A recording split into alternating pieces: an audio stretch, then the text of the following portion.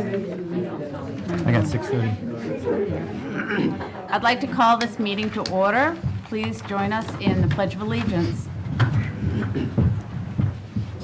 I pledge allegiance to the flag of the United States of America and to the republic for which it stands, one nation, under God, indivisible, with liberty and justice for all.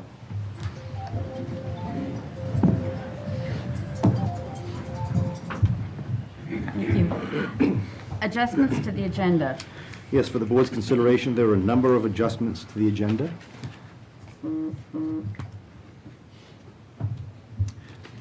And I can go over them if you'd like. One would be to replace staff presentation with consideration of a request for an overnight out-of-state trip. To add as item 4, school board reorganizational meeting. To add as items 5, 6, 7, and 8, consideration and authorization of amendments to the MSMA Group Insurance Trust, various parts of that. Add item number 9, acknowledgement receipt of a vehicle replacement grant award.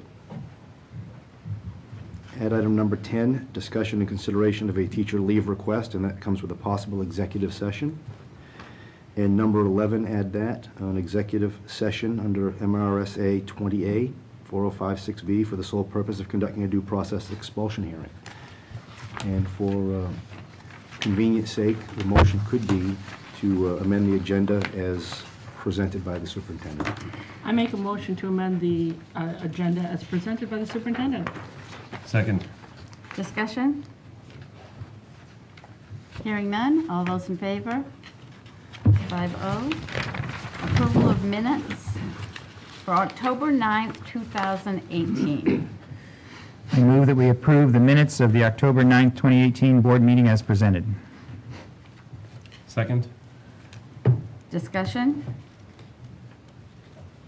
Hearing none. All those in favor? 5-0. The meetings for October 23rd, 2018. I move that we approve the minutes of the October 23rd, 2018 board meeting as presented. Second. Discussion? Hearing none. All those in favor? 5-0. Okay. Item E, communications and correspondence. Yes, there are a couple of pieces of correspondence. One is a letter of resignation that I'll take up in my report. The other one is a letter from members of the Ellsworth Garden Club that I would also like to take up in my report. Okay, thank you. Item F, public participation.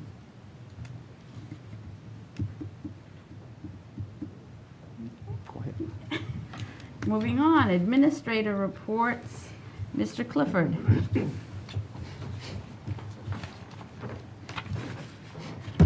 Good evening. You have my report. Before I bring the cross-country team up, I wanted to hit on school attendance. As you remember last year when the state came out with attendance figures, we were at about 72% throughout the year, and we were 1 percentage point lower than the state average. And so it's something that we're taking very seriously and looking at. And we just finished our first quarter a couple weeks ago. So at the end of the first quarter, our school daily average was 92.71. Which we're really happy with. We broke it up by ninth grade. Ninth graders are 95.22% are there every day. 10th grade is 93.20. Juniors are 91.04. And seniors are 91.31. And so it's a concentration for the teachers, definitely a concentration from the main office, something that Mrs. Wright is looking at every single day and making phone calls home if kids aren't there or if they've missed multiple days. So we're happy with those results right now, and I'll keep you updated throughout the year. So Thank you. good to report that. And if the cross-country team could come on up with coaches Louis Lucchini and Jamie Anderson.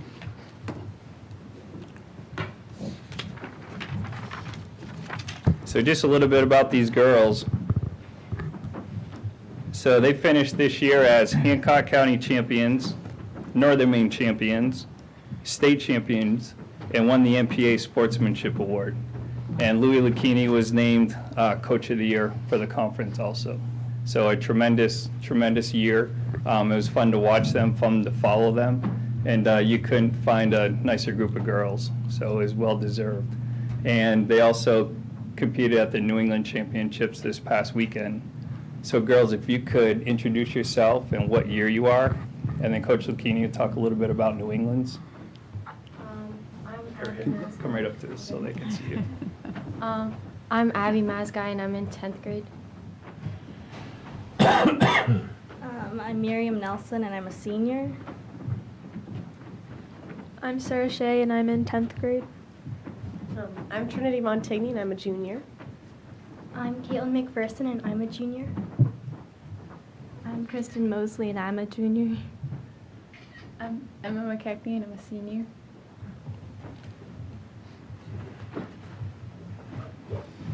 Sure. I'm Louis Lucchini. I'm a coach. And this is Jamie Anderson, our assistant coach, if you haven't met him. He's been an awesome addition to our team.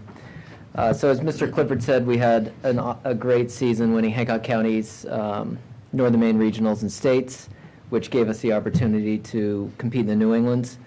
And we have a pretty young team. We only lose a couple of girls, so it gave us some good experience competing against some of the biggest schools in New England, particularly some huge teams from southern New England. So we just got back from a 2-day trip to Manchester, New Hampshire.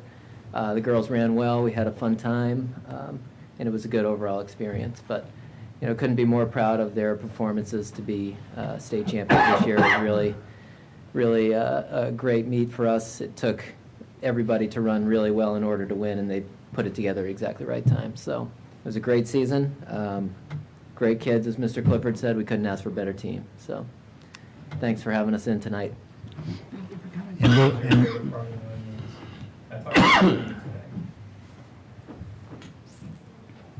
Seeing all the different teams, it was weird because, we won states, so we were, the best up from where we were. But then we went there, and it was, everybody was so good, and it was really cool to, see that so that we know, to push ourselves next year and hopefully be at that same level, because we weren't this year, which is fine because it was lots of fun. So that was my favorite part, was seeing the different people in different schools. Yeah, and it was a really hard course, and it was a mud pit out there, so it was kind of cool to get the chance to run real old school cross country. So it was a fun course. All right. And I think it's worth mentioning that as exciting as it is that these girls won states, the sportsmanship award is equally, if not more so, meaningful and something to be proud of. So thank you for representing us so well, our community, throughout the state. So thank you, girls. Could I also add, in addition to all of those things, the championships and the sportsmanship award, the class with which you and the coaches conducted yourselves with that whole scoring mix-up with UNMDI, you really represented the school and our community and your families very, very well. So congratulations. Thank you.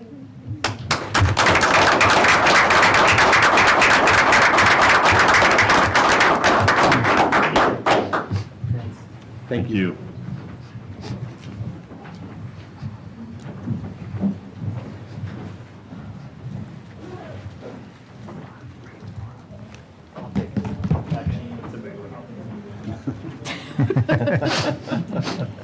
See you, Jamie. Thank you for coming. Thank you. Miss Gabbianelli? Yeah. Are You you have any finished? questions? Okay, I'm sorry. All set? All right.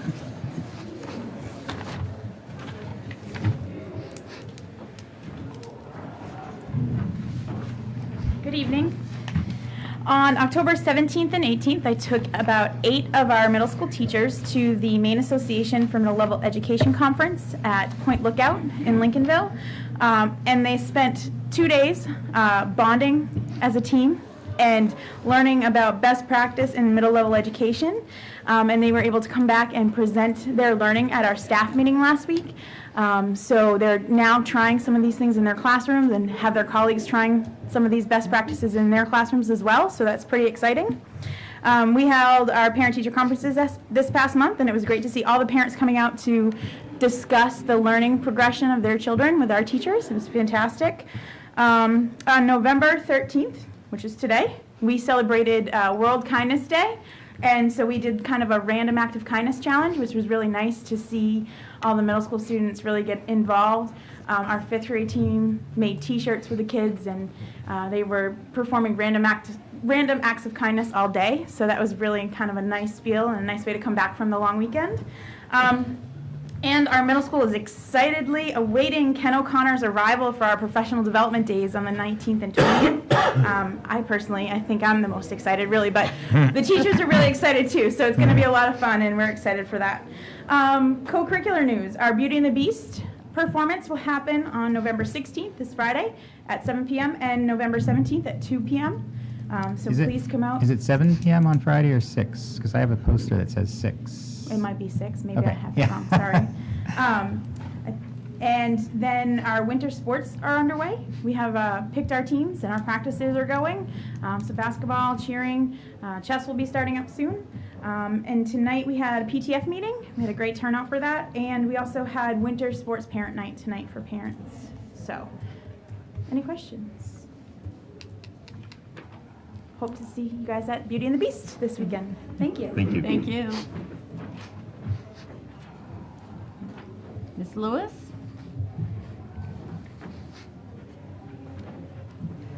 Well, I watched those kids up here as part of a team, and I thought, you know what, there are a lot of teams in Ellsworth, and the one I'm on is really a great, great mechanism for change and for growth for our kids.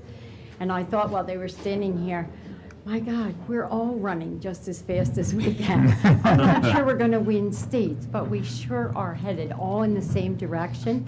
And every person on our team, and that includes our school board, every person on the team makes a difference and makes it count for all the rest of us. So I want to thank you, and on World Kindness Day, I also need to thank the board from a personal standpoint for your caring and kindness.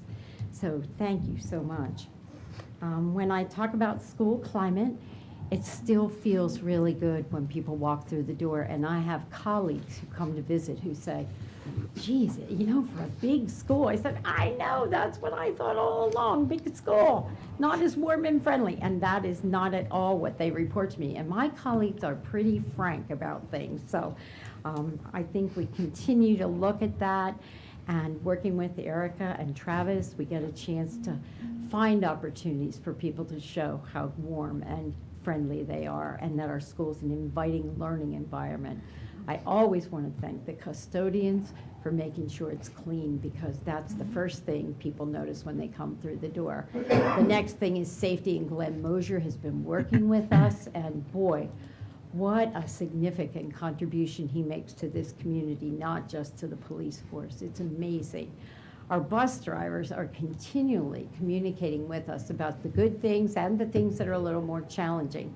And every time we have a challenge on a bus, I see it as a learning opportunity for some little one at my level who will hopefully grow into a wonderful bus student. It's really important, and our bus drivers know they are the first classroom every single morning for most of my kids. And so it's really important to us that we support them as much as they support us. The cooks in the cafeteria, oh my goodness, we're working on all kinds of things, trying to make sure kids are eating as much as possible. That is a concern for us. Sometimes they get so chatty that they forget they really have to eat. So we had some conversations with them over the last week or so. We've changed some things around that we're doing, but you know, whenever you, or at least for me, whenever I have a situation where I think we might look at it one way, I always go to the kids. And so today I said, guys, we have a problem. First of all, kids are not eating everything that they bring, and maybe you're not hungry, but sometimes it looks like you're just chatting too much. And by the way, I don't want anybody to leave lunch with a headache. Can you help me think of ways that we could solve that? We had talked about lots of different things, 5 minutes of silence at the end so they'd have quiet time to eat and so on and so forth. But they came up with some other ideas today, and as often happens, when you ask kids, you get answers you hadn't anticipated. And in the 3rd grade, a little one said, I think the quiet thing is good, except I don't get to talk to my friends all the time, and it's really the time that I have for that. And I said, how are you going to help me out, though, with a problem solver for how it gets so noisy? He said, what if we had 5 minutes of whispering? I said, yeah, it's a really good idea. I hadn't thought of that. Do you think that'll work? And every kid in the cafeteria is doing this. And I said, well, we can try it for a couple of days and see. A little girl came up to me afterwards. She goes, we're pretty good at problem solving, aren't we? I said, well, do you get lots of practice with that in your classroom? She said, yes. I said, whenever I want to know how things are going at a school, I ask kids what they're learning, how they're learning, and what happens if they don't. And she said, well, if we don't learn about the whispering, we'll have a different thing to learn next week. In a nutshell, that's my favorite kind of way to go about things. But we're continually working on ways to make it better, but also so that our children are learning what we think they need to know, not just academically. The literacy parade was a huge hit.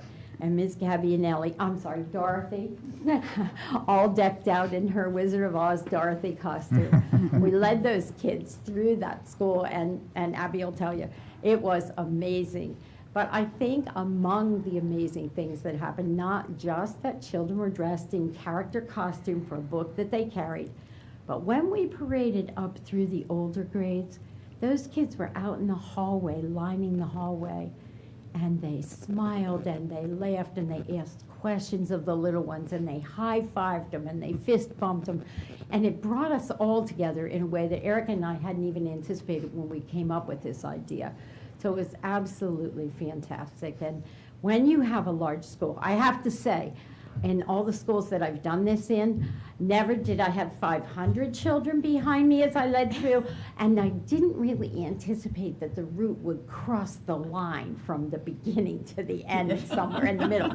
So we're going to think about that for another year. And the other part that we didn't have put in place, and we sort of need to see how this went, was a way that parents could see the joy of it all. And we'll be looking at that this year for safety reasons. I said, I can't invite all the parents of 500 kids in here and have it be safe. But we'll try to figure out something that works along those lines. And what was really neat was that happened on a Friday. And then the weekend was kind of busy for me. But Monday night, we did the Title I Parent Supper. And it's a Monday night, and we didn't know how well it would be attended, but it was the right thing to do. So we served spaghetti. Erica and I moved the children from the cafeteria where they'd eaten dinner with their families, and we headed for the gym where we had a balloon magician. We had wonderful kids from the high school. Rachel set it up for us so that those children came over, those students came over, and helped us not only serve the food, but then came to watch the magician. And I was saying at tonight's PTF meeting, the most amazing thing was the high school kids were laying on the floor with the 5- and 6-year-olds watching the magician just the same way. And I thought, there it is in a nutshell. They're bigger bodies with always the heart of kids, but they were extremely helpful. So we thank Mr. Clifford and his high school kids. And parents had that opportunity while the kids were watching the magician who linked everything to literacy. The parents were hearing what Title I is really all about. So we met some of the standards and criteria for our Title I grant, but more importantly, 93 people attended that spaghetti supper. And our wonderful Lisa, our cook, helped us out enormously. She actually cooked the spaghetti. I think some of that was so that I wouldn't be using her stoves and stuff, but she did a great job. So good things are happening. The Grand is another community organization that does well. Nicole Cardano will come and work with teachers preceding the programs the children are going to. She not only works with teachers, but she pre-teaches parts and aspects of the show. And I thought to myself, I went to a lot of shows as a kid that I didn't really understand until I grew up and then went to them. So I was really appreciative of the fact that our kids get that come up under understanding. So things are moving along, and we continue to go from there, but it's still very fun, very fun. Any questions about anything? All right, thank you. And Thank again, you. thanks for your personal support. Ms. Coleman Ramos?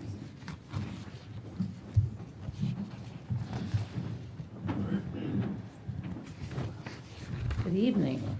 I was really honored to be a part of the Title I-A informational night. It was such fun It was a rainy night, and it was a busy week because we knew as parents that it was also going to be Halloween. And so, everybody was kind of waiting to see if it was something that a lot of people would be able to come to, and the parents just kept pouring in. It was wonderful. It was teamed up with the end of the after-school program. So we had parents who were able to pick up their kids and just kind of walk over to the cafeteria and get dinner.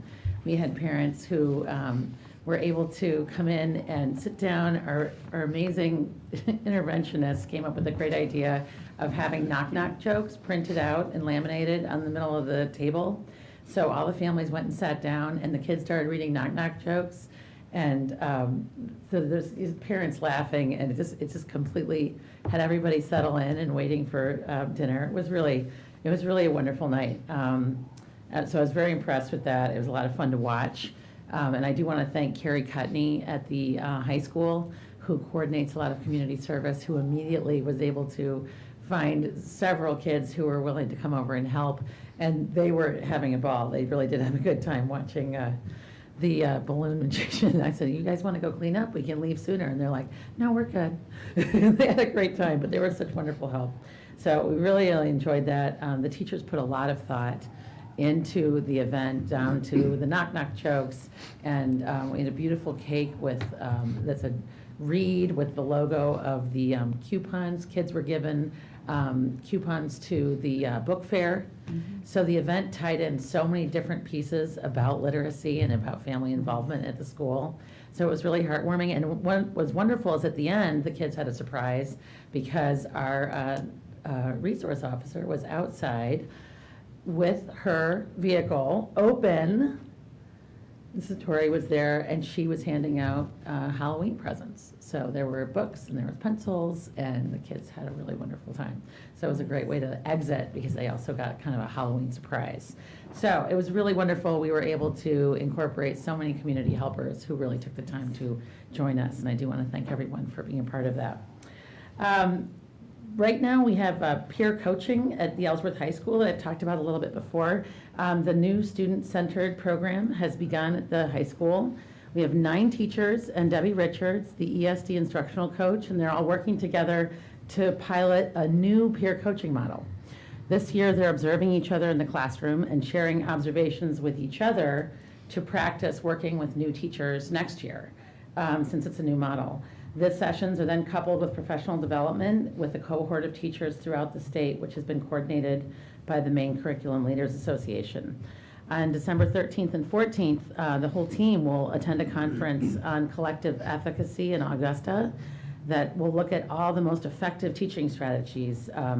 This is in-depth research that's been done by John Hattie, and that's been included in our Momentum pilot. It's been included in a lot of different professional development lately, where he looks at the effect sizes of different teaching strategies and how they help kids remember what they're learning. So we're taking the entire peer coaching team from the high school to sit and work together and think about the most effective teaching and instructional models that they can pass on to teachers that they will coach as they move through the new model. For our November PD days, we have next Monday and Tuesday, November 19th and 20th. We'll have professional development both days. And as Erica referred to, we'll be hosting Ken O'Connor. He's a former curriculum coordinator and a well-known author from Ontario, Canada, who's an expert on grading and reporting. And he has a particular emphasis on using these techniques to improve student achievement through student involvement. So this really ties us into our work in proficiency-based instruction. All of our teachers and ed techs in the Ellsworth School Department will attend 2 sessions with him over the course of the 2 days to learn about how we can best support students and tailor our instruction through assessment and really reflect student learning through our reporting. And that's something we continue to strive to do and to help teachers get more strategies to be able to communicate with parents so that we are all extremely clear, as well as the students, on where they are in their learning and what they want to continue to work on. So we're very excited to have him come. He has been at the University of Southern Maine where Amy Bowles went with a team of teachers and was extremely impressed with his work and felt that it would be a really good addition to the professional development that we've been doing to kind of move towards our transparency reporting on where kids are working. We're also really honored to have a very special guest. Cheryl Okayan will present a workshop on the Echoes and Reflections Holocaust curriculum to our middle and high school teachers, as well as teachers from around Hancock County. She graduated from Harvard and practiced law for 20 years before becoming the program director for Yad Vashem, the primary international Holocaust memorial organization. She now works in formal Holocaust education at Yad Vashem's International School for Holocaust Studies, and she's traveling from her home in Jerusalem to share her student curriculum with us free of charge. Through that organization, it is her goal to go to schools and districts around the world and provide this curriculum for free, to be able to share firsthand accounts of the Holocaust and teach tolerance and diversity and understanding other cultures. Her own grandparents, mothers, and siblings were hidden during the Holocaust by a farmer in Poland. So she has firsthand knowledge of historical events, and her expertise in this field will give our teachers exceptional insight into the field of study that is currently taught in Ellsworth in grades 8 through 12. So I'd really like to thank our high school teacher, Heidi Omlor, who teaches Holocaust education, for arranging the special presentation.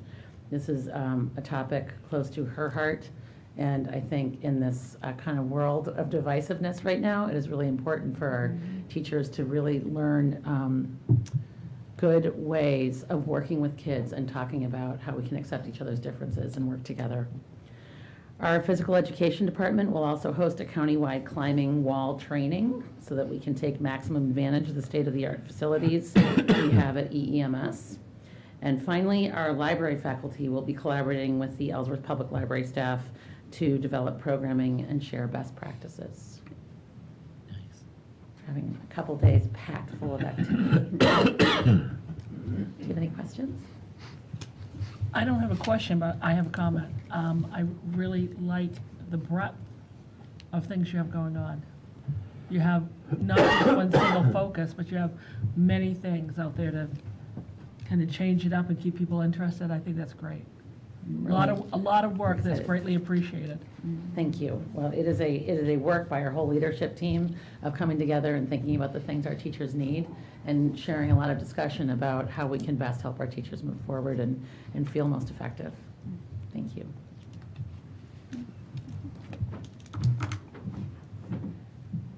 Mr. Higgins. Thank you, Mrs. Thomas. Good evening, everybody. Leave it to a superintendent to start talking about dollars and cents. Just to let you know that we have initiated the FY20 budget process over across the parking lot in the district office. At the district level, we've focused on enrollment projections, and staffing levels, which, as we've talked about in previous meetings, is pretty important when we're looking at the projected growth that the city is experiencing right now. So we wanted to get a little bit earlier start than we have in past years. And our first leadership meeting following the Thanksgiving holiday is going to deal with staffing across the system. And just so you as a board know, we look at those enrollment trends, we look at where we want to go with staffing, we look at priorities and programs, and start to develop what the overall first draft of the budget is going to look like. So it's really a good process, it's a thorough process, and you'll certainly be hearing more about it as we move forward. Although it does seem a little bit early to be starting before Thanksgiving on a budget. Maybe that's why I'm a superintendent, I like budgeting. I believe you all received a copy of a letter from Mary Blackstone and Krista Little-Seabold in your packets. I won't read it to you, but I did want to at least speak a little bit about it publicly.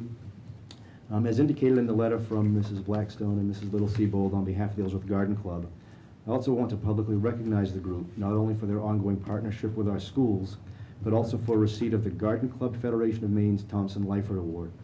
The award is presented in recognition of its Food for Life and Learning program in EEMS.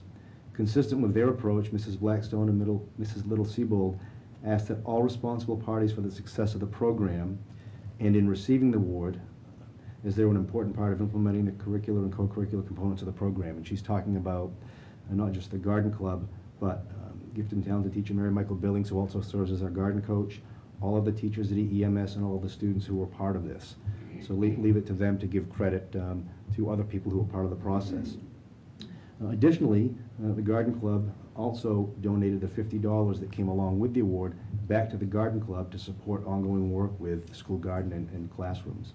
So publicly, we'd like to just express that we appreciate not only the generosity of, but the ongoing and healthy partnership with the Ellsworth Garden Club and our schools. A couple of new staff. You'll notice this list is getting smaller as the year goes on. That's a welcome development. Assistant wrestling coach at Ellsworth High School will be Aaron Will. Coming back as a clinical supervisor at HCTC will be Joy Foster. We still have one vacancy out there. We're looking for a technology integration teacher. What we're hoping is that the December graduation at some of the universities may produce some candidates for that particular role. And a topic that I really don't want to talk about, but we know it's all here. You know, winter is upon us with a vengeance, and we had an icy road this morning, believe it or not. But because the winter season is here, we'd like to remind everyone here in this room, but also our parents who are out there watching this evening, about our notification system for school closures and delayed openings. As we have in past years, we'll continue to use the Infinite Campus system to communicate closures or delayed openings by phone, email, and/or text. And I believe there was a test of that system back in the early part of October. And hopefully we've got everybody's contact information accurate. We will also post the same notification on the following media outlets: television stations WLBZ and WABI, radio stations WNSX, Star 97.7 FM, WZON in Bangor, the Town Square media stations, and AM 1370 WDEA.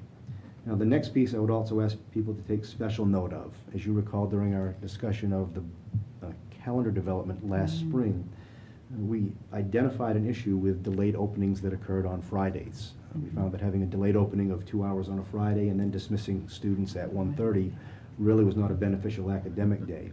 So what we've included in the calendar this year, and parents, please note this, in the event that we have a delayed opening to school on a Friday, okay, the school day will be a regular length day and not an early release day.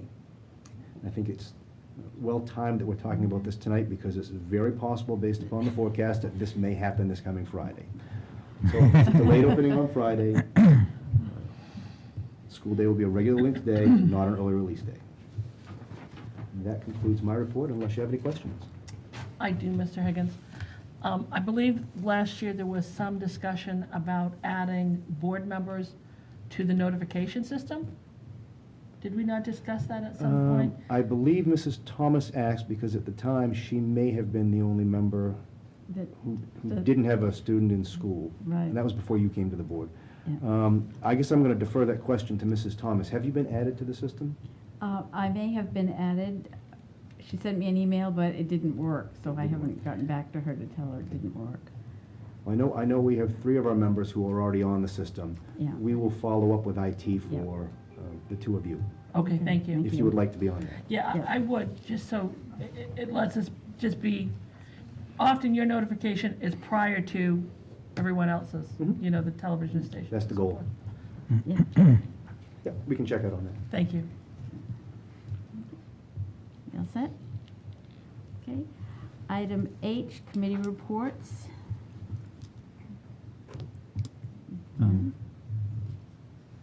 I think I would like to report that we did do a follow-up meeting with Mr. Hamilton and a group of parents. There were 5 parents there, 5 administrators, 5 school board members, and Mr. Higgins. And we had a very nice discussion about performance-based evaluation grading system, and it was a very good conversation. I think we learned a lot. I think they learned a lot. It was a pleasant evening. And just as a follow-up to that, tomorrow's leadership meeting is going to focus on some of the questions that came forth, because if it can help us to ensure that the transition forward with a proficiency-based system is as beneficial as possible for students and staff, and we'll certainly take those suggestions. Item I, old business, we have none. Item J.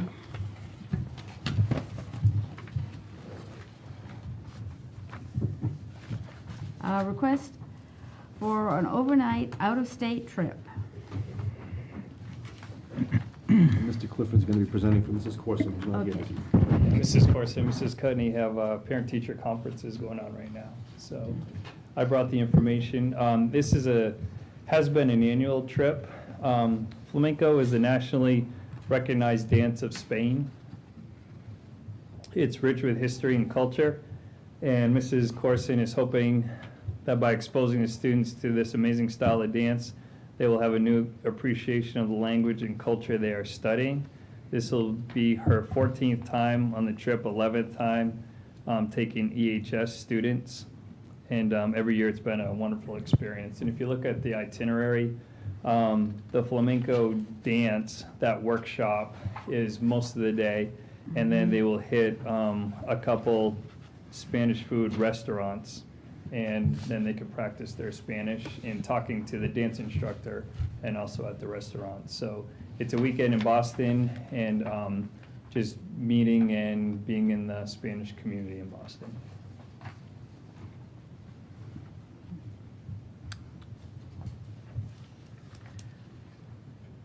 I think we've seen over the past many years that they've done this, that it's been very successful. The students have greatly enjoyed it. The teachers have always come back and told us that the students have been exemplary as far as behavior and so forth. I would make a motion that we approve the trip for the Spanish class. Second. Discussion. Hearing none, all those in favor? Thank you. We're going to dispense with item 2, maybe move it to another date. And item 3 is the report on the Maine School Management Association Conference, which Mr. Marcosian and I attended. Mm-hmm. Do you want me to start? Or do you want to start? It's up to you. No? Okay. I went to several sessions. The first session, the keynote speaker was a person by the name of Jamie Vollmer, and one of the pieces I took away from that was the job of being on the school board has changed considerably. He gave us a little chart. In 1900 to 1910, there were 4 mandates from the government for educators. And since 2000, we've had 42 mandates that we have to cover. And I left there thinking, wow, you know, that's a lot of change, a lot of pieces that we've had to modify in the education system to make sure that we are covering all those mandates. So that was really interesting. And it was nice that Mr. Clifford mentioned absenteeism, because I also attended a session on attendance and achievement, and it talked about the fact that there were over 28,000 students considered chronic absentees in the year 2016-17, and that generally these students test below their peers. And I think the other piece of chronic absenteeism is considered 10% of the school year, which would be 17 to 18 days, and that's your unexcused and your excused absences. And I think that for some people, they think if they, you know, Johnny is sick and I call in and I say he won't be in today, he's ill, even though it's an excused absence, it is an absence, and it is put into that whole pool, which identifies our chronically absent students, and that was a little bit of an eye-opener. I attended a session on why you should support math coaching in your district, which was very interesting. It talks about the fact that 21st century math is delivered in a much different way than we delivered math, you know, even 50 years ago, and that they talked about the fact that a lot of our elementary teachers are, their degrees are toward literacy, and so trying to deliver the lesson in a variety of ways so that Johnny or Susie sees the variety of answers that are possible. It takes more than one person sometimes to look at the indicators and to expand the lessons so that we're hitting all the students, and there are different ways of thinking. And I guess the last one I'll hit on was that I did go to a preview of the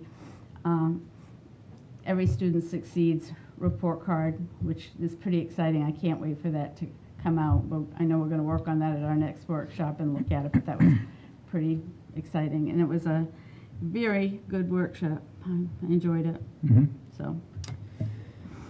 Yes, so this conference, it was a 2-day conference near the end of October, and basically it's composed of a bunch of, each day there was a series of clinics, so that were about an hour, slightly over an hour long, and each hour session there was about 6 or 8 clinics, about 8 clinics to choose from. So Brenda and I divided and conquered for the most part. We only attended one clinic together.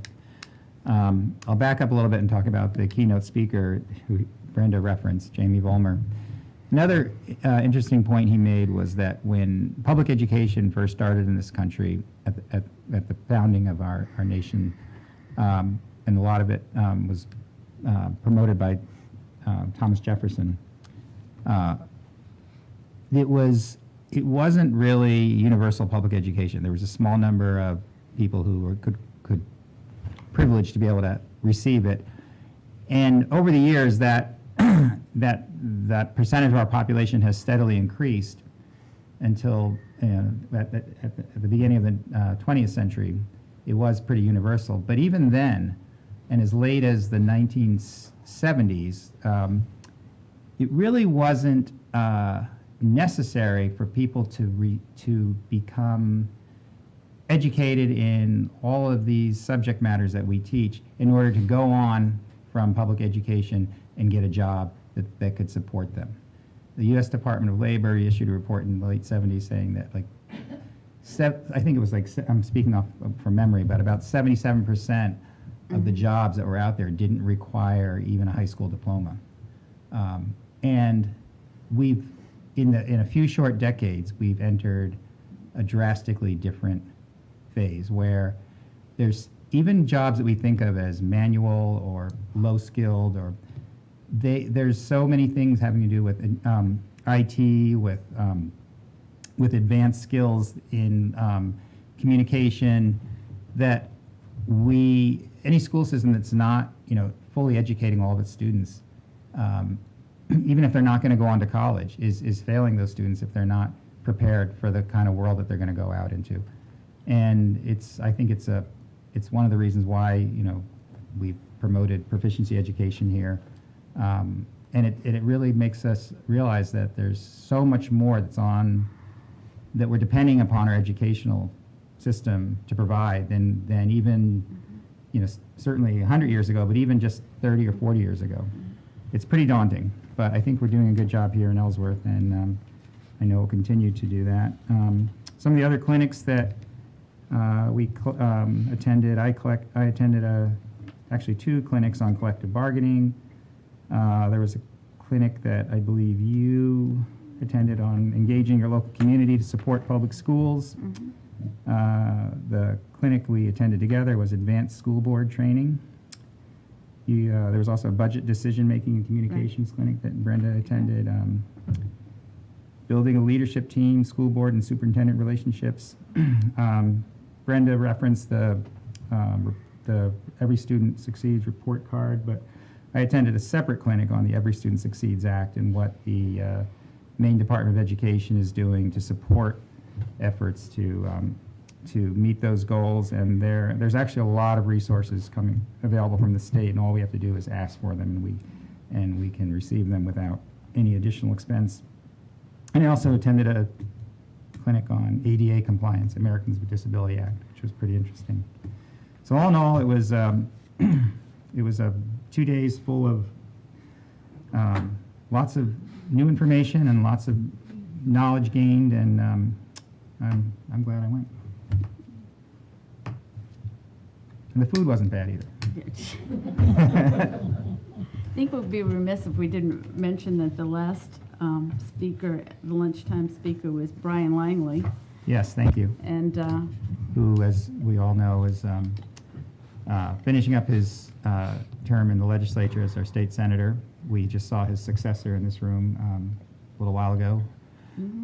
Brian served on the Education Committee, and he's been a great resource and a great help to our local community, and a great friend of public education in the state of Maine.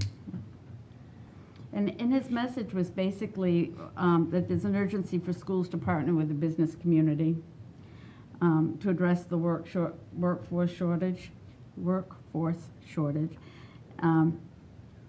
and to work on a sustainable educational plan that ensures that students have equal opportunity to learn regardless of where they live. Mhm. So that was his message, and it was well received. Mhm. That's our report. Yes. Thank you. Sounds very valuable, thank you. Mhm. 4, school board reorganizational meeting. Election of the Ellsworth School Department Board Chair for 2018-19. Could I entertain a nomination for board chair? I'd like to nominate Brenda to continue in her role as board chair. I'd second that. Are there any other nominations? Hearing none, I would ask, is that a motion and a second also? Yes.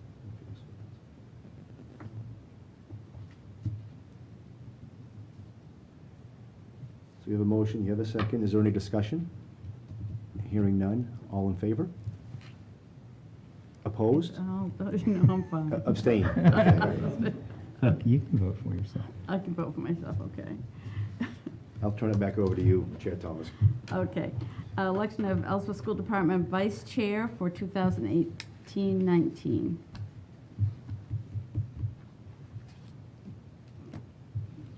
I move that we elect Paul Marcosian as the Vice Chair. Are you willing to continue? Yes. I would second that motion. Are there any other nominations? If there are none, I'll ask the same question. Is that a motion and a second also? Yes. Okay. I'll turn it back. Discussion? All those in favor? Okay. Thank you to the chair and the vice chair for continuing those roles. You're You welcome. do very well. Paul, did you abstain or vote? I voted again? for myself. You voted for yourself?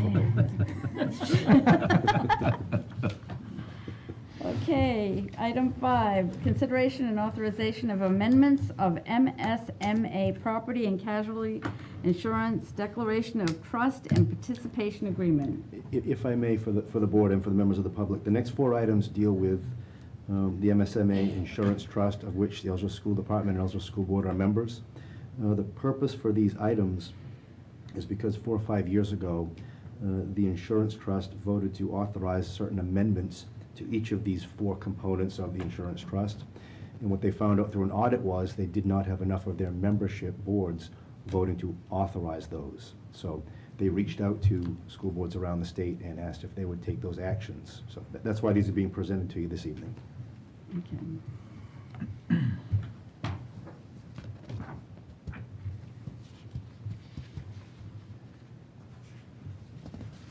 I move that the vote entitled "Vote to Authorize Amendments to the MSMA Property and Casualty Insurance Declaration of Trust and Participation Agreement" be adopted in the form presented at this meeting, and that a copy of said vote be filed with the minutes of this meeting.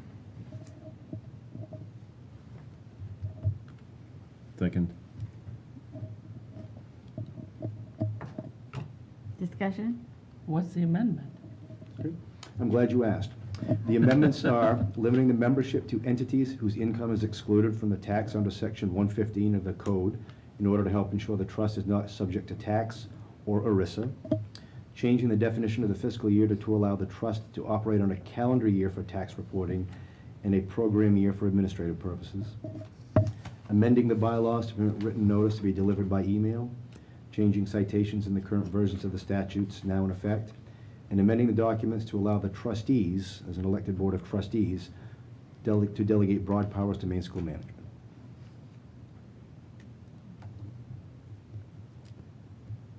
That's it. Further discussion? All those in favor? Okay.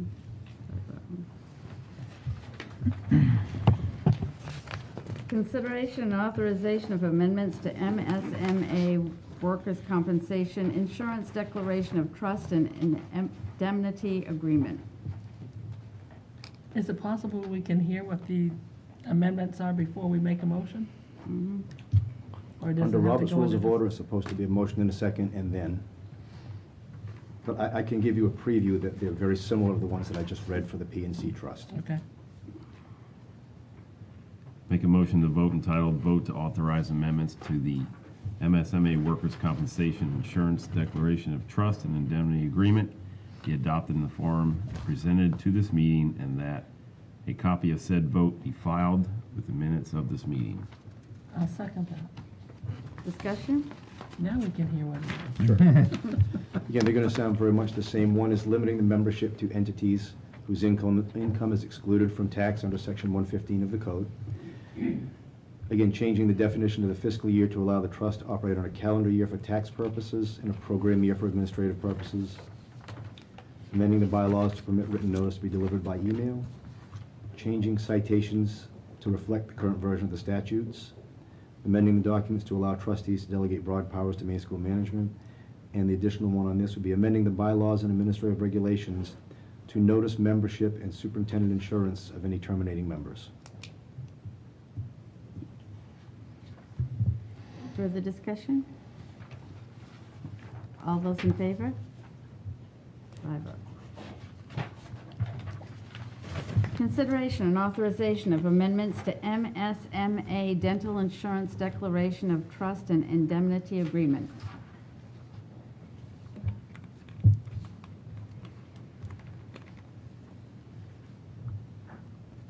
I move that the vote entitled Vote to Authorize Amendments to the MSMA Dental Insurance Declaration of Trust and Indemnity Agreement be adopted in the form presented to this meeting, and that a copy of said vote be filed with the minutes of the meeting. Second. Discussion. Would the board like to hear all of them? Because four of them are the same? Just the new one? Any additional? Any please. additional one? Under this particular one, changing the administrative regulations to reimbursement of orthodontic costs will not exceed 60% of the participant's cost. Further discussion? All those in favor? 5-0. Consideration and authorization of amendments to MSMA Group Insurance Declaration of Trust. Make a motion that the vote entitled Vote to Authorize Amendments to the MSMA Group Insurance Declaration of Trust be adopted in the form presented to this meeting, and that a copy of said vote be filed with the minutes of this meeting. Second. Anything new, Discussion? Superintendent Higgins? There's nothing new on this. In fact, this one only has 3. It's limiting the membership with regard to tax purposes, changing the fiscal year definition, and delegating broad powers to main school management. Further discussion? All those in favor? 5-0. Thank you, and Main School Management Association thanks you. Yes. And just so you understand, and for the members of the public, our participation in the Group Insurance Trust does provide excellent coverage for the various components that we're covered under, and it's a good value for us. Item 9, acknowledge receipt of vehicle replacement award. I'm glad Mr. Saunders is here this evening, because if you have any specific questions, he might be able to address them. But in the documentation that you received, we've been very fortunate, and I'll give credit to Mr. Saunders and our business manager, Carolyn Heller, for writing the application. Is that a good word for it, Donnie? Term paper was more like. Term paper. In essence, what this is a program that's funded through a settlement that Volkswagen Corporation was required to come through for violations of environmental protection laws.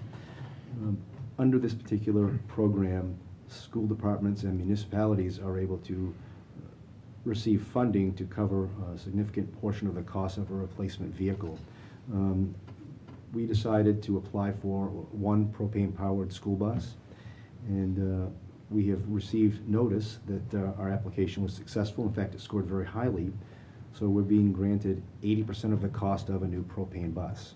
Again, that we're responsible for 20% of that. Our understanding is that can flow into the next budget year, so it become our next year's budget deliberations. But we have not yet received specifics on what the dollar figure is. If you look at the buses that we purchased over the past several years, we're between $85,000 and $95,000. So, this is probably a $75,000 to $80,000 benefit to our school department and our taxpayers. And it will upgrade our fleet at a relatively low cost. Excellent. Did I cover it, Mr. Saunders? It does. It does, thank you. Plus, it's going to have a wheelchair lift in it. That's something that we don't have now. Mhm. That was one of the buses that we had to take out of the fleet because of corrosion. So the only wheelchair bus we have is a minibus. Mhm. And so this is an attempt to try to gain back what we've lost. I've also applied for a new bus in the 2020 school year, and that bus also would have a wheelchair lift, so that if one vehicle happened to fail, we would still be able to meet the requirement of the ADA. And that's very, very important in this day and age, because it's very difficult to have a classroom of children and have a child in a wheelchair and have to put them on a different bus when you go someplace. And that's happened in the past, and it's not fair to anyone, so I'm happy to have a bus this size that will have a wheelchair. Thank you. I make a motion to acknowledge the acceptance of the vehicle replacement award as presented. I second that. Discussion? Thank you very much for your hard work, and you and whoever else worked on that grant and proposal. Thank you. And that was Business Manager Carolyn Heller. Yeah. Further discussion? All those in favor? 5-0. Thank you. Discussion and consideration of teacher leave request. I move that we enter into executive session to discuss a personnel matter. Second. I heard two voices. I don't know which one went first. So I'm Lady going was to first. look to the chair or the vice chair to let me know who went. Who was the second? Joanne. Rob deferred to Joanne. Yeah. Okay, yeah. Okay. So, okay, very good. I was gonna do the dates. You have the dates, and you have a budget update and a Yeah. negotiations update. I can tell you that I already gave you the budget update, Okay, and I'm going to look at our personnel committee, existing personnel committee. I'm not sure there's an update on negotiations at the Well, time. we have met one time since our last board meeting, and we do not have a date at this time to resume negotiations, but we hope to have one soon. okay, So I think if you did the calendar of announcements, then you could Yep. cover the executive sessions and allow the audience to depart for the evening. Mhm. okay. So our meeting schedule will be the school board workshop on November 27th in the Elsa School Department Conference Room at 6 o'clock. Policy meeting, committee meeting to be announced. And a school board meeting Tuesday, December 11th, in City Hall Council Chambers at 6:30.